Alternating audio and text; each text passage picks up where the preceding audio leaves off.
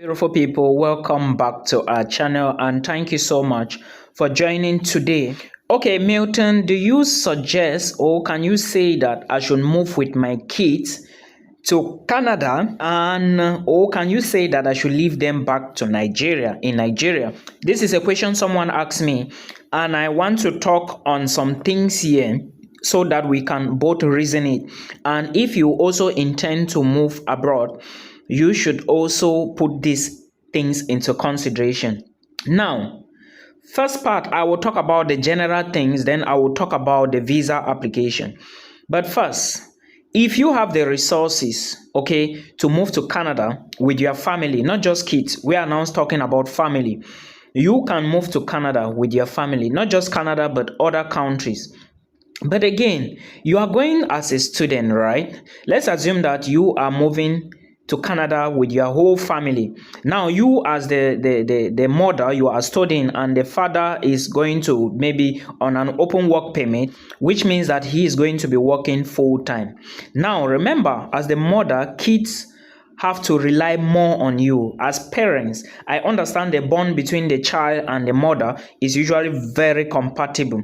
So you should understand that the children would be somehow compatible to you. Now, if you move with children, right, remember in Canada as a student, you are going to be working 20 hours a week, then you study.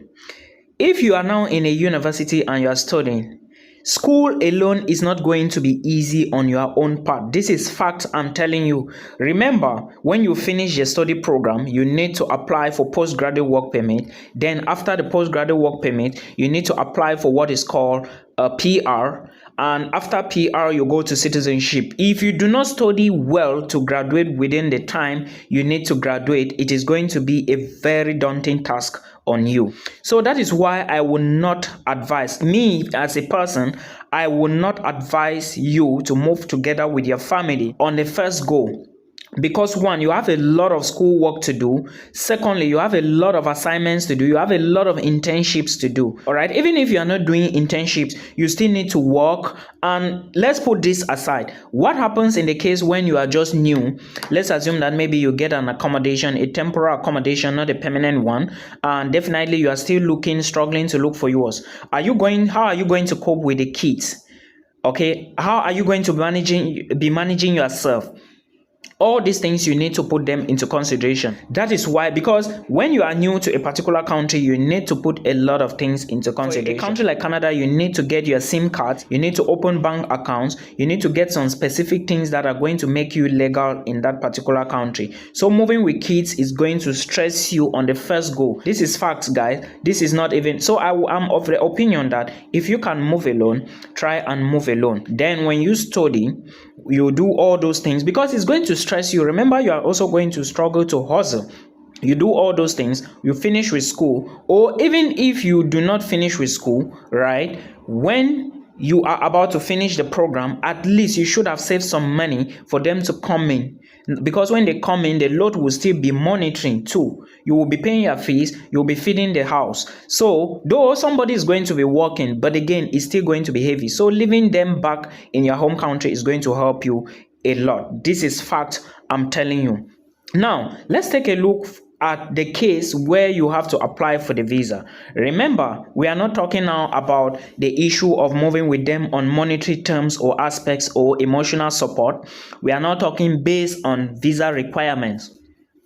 One of the causes of one of the things visas are rejected most of the time for international students is you do not have enough proof to show that you are going to return back to your home country. Now, if you have a family, let's assume that your wife and your 2 kids are in Nigeria, or 1 child, or just your wife, or maybe, and you have a business, and these people are going to be taking care of that business while you are away.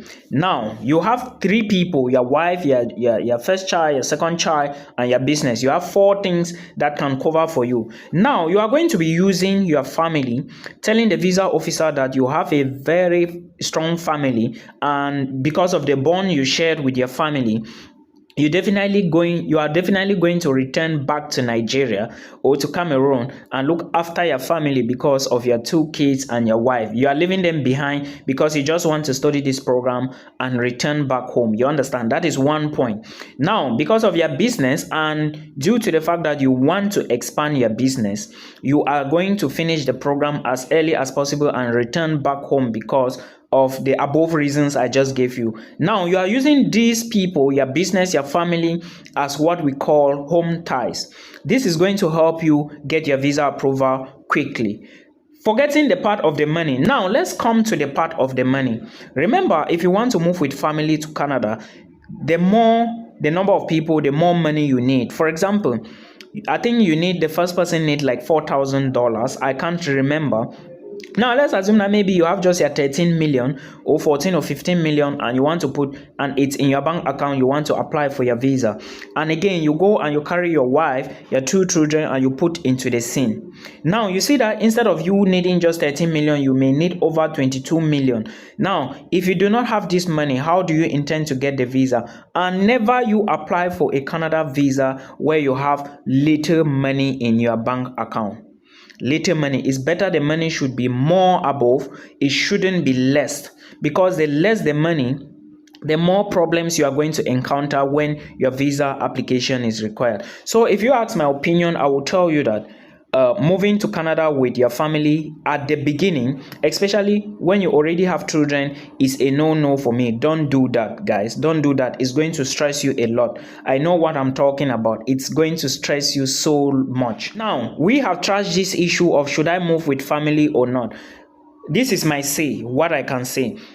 Other people have their own ways they can say it. If you think you can cope emotionally, financially, and you think that you are very strong and you are moving, this is a suggestion.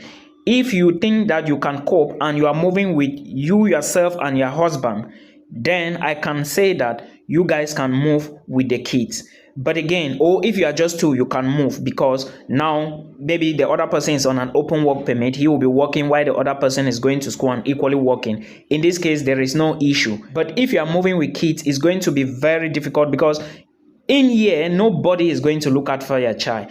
You alone will look after your children, or you take them to daycare. And remember, if you're taking kids to daycare, it's so expensive. You still need to pay for the cost of daycare. The daycare cost, you still need to pay for it. And again, that is still extra cost. So, like I was saying before, the best thing to do is to go in alone, look for what you can afford, look for accommodation, put your head, register in school, then get your documents done. You start working and you go to school. Then when you are about finishing the program, and I think about some few months, you can now launch in for your family to join you, so that when they are coming, you should be done with school, your stress should be less, and you really calm down. But if these people move with you at the same time, it's a lot of problems. Now, another group of people who may consider moving with their families to Canada as for the first point or first goal are people on PR. PR holders, you can decide. It all depends on you, okay? You can decide to move to Canada at the same time with your family. The reason is because I support PR holders, not just because they are on PR, permanent residency, which means that they can decide to go to school, and even if they decide to go to school, their tuition fee is the same as that of Canadians. Imagine paying $4,000 for a program. A Canadian is equally paying $4,000, but your fellow international student is paying $16,000 because he is a student and you are a PR. So for PR holders, the stress is less.